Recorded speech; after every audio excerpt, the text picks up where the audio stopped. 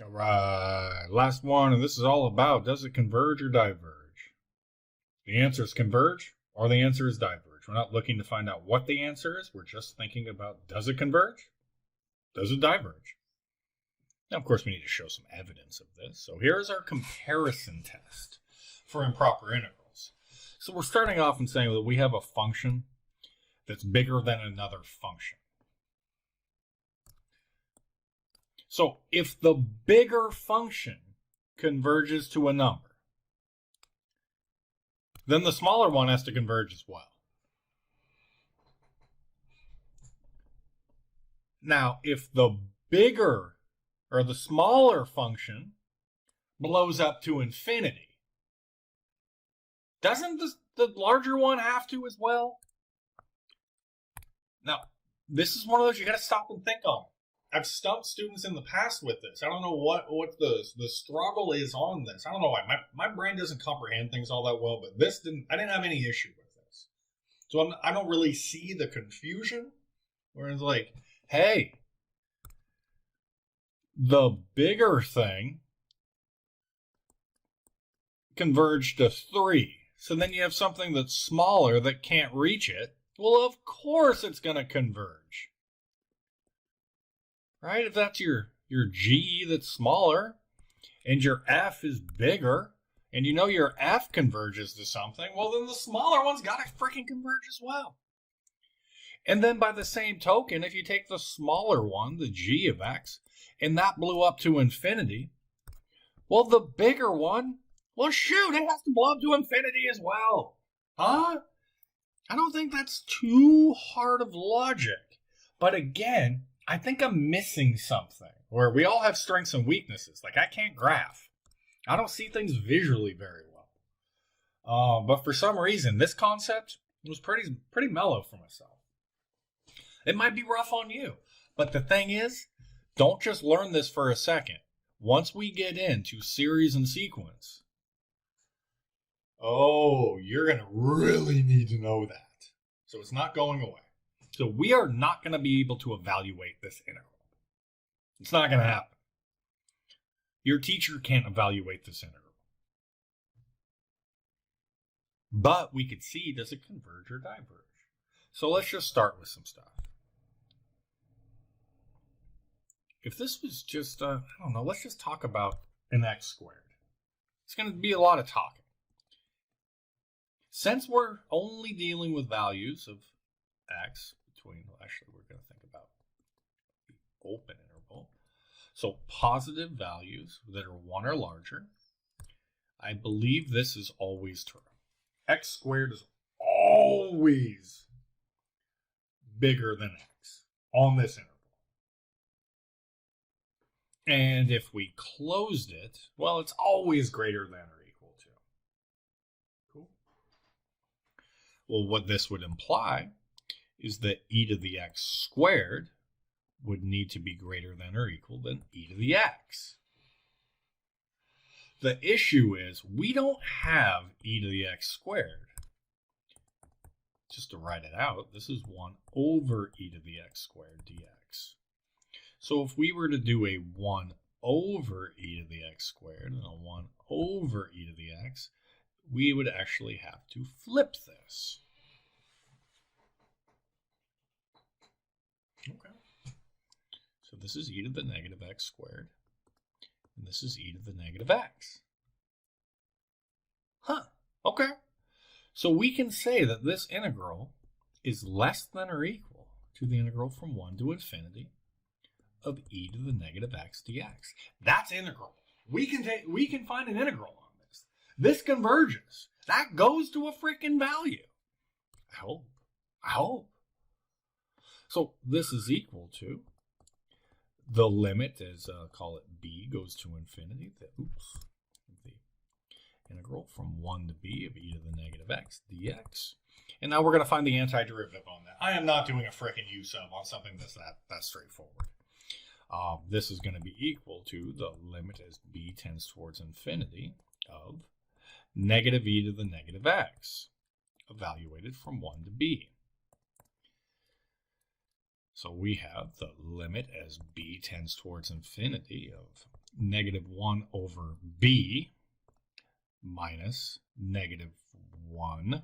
Oops. Man, I'm struggling. Negative 1 over 1. But clearly that goes to 0, and we get an answer of 1. So we just found that a larger integral converged. A larger integral. So what does that have to say about something that's smaller? The bigger one only went up to 1, and now we have something that's smaller. Do you think it blew up to infinity? Hell no. It converges. It converges. That was our first piece, where we had a function that was bigger converged, therefore the one that's smaller also converges. All right, there's one. Now let's do another. Let's make this one a little bit more simple, huh? Let's go again from 1 to infinity. And let's do the cube root of x squared minus, I don't know, a quarter. Okay. Cool. Well, how are we going to set this up? Because that's a pain in the butt. I don't know how to do this. So, I think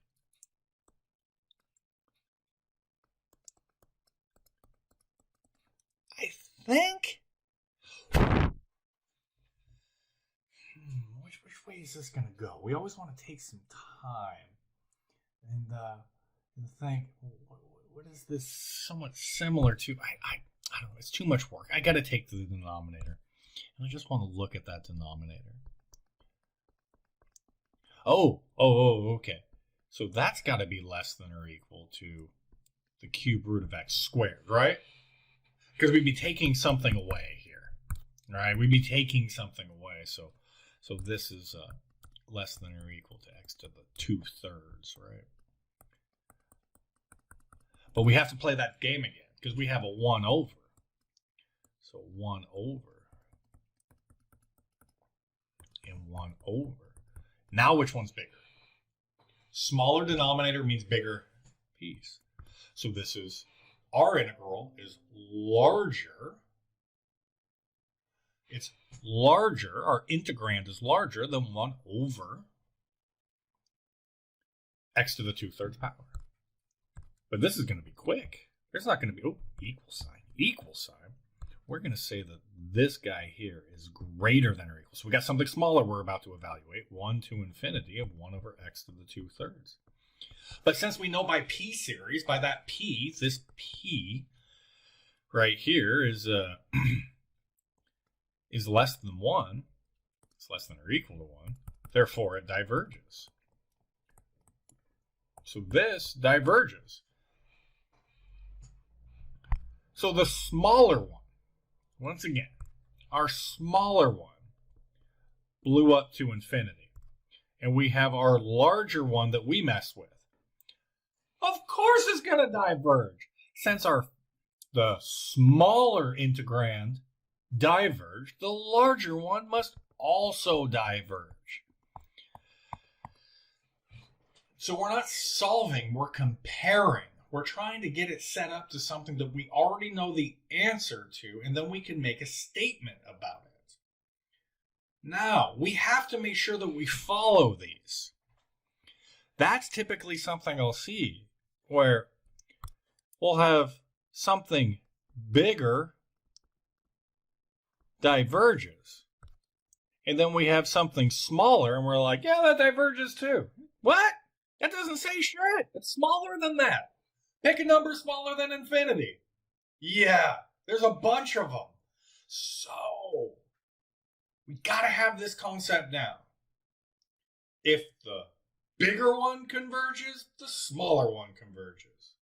If the smaller one diverges, the bigger one diverges. Not the other ways around. You got it? Don't worry, if you don't get it in this section, you'll get it when we get to series and sequences. I hope. Or else we'll have some big problems. So, all right. There's the end of chapter 8. No more integral techniques to be taught. You got them now. You are an integration master. Well, we'll see after the test. But we've learned all our techniques. That's pretty cool. Now it's all about applications and sums. Yeah, buddy. All right.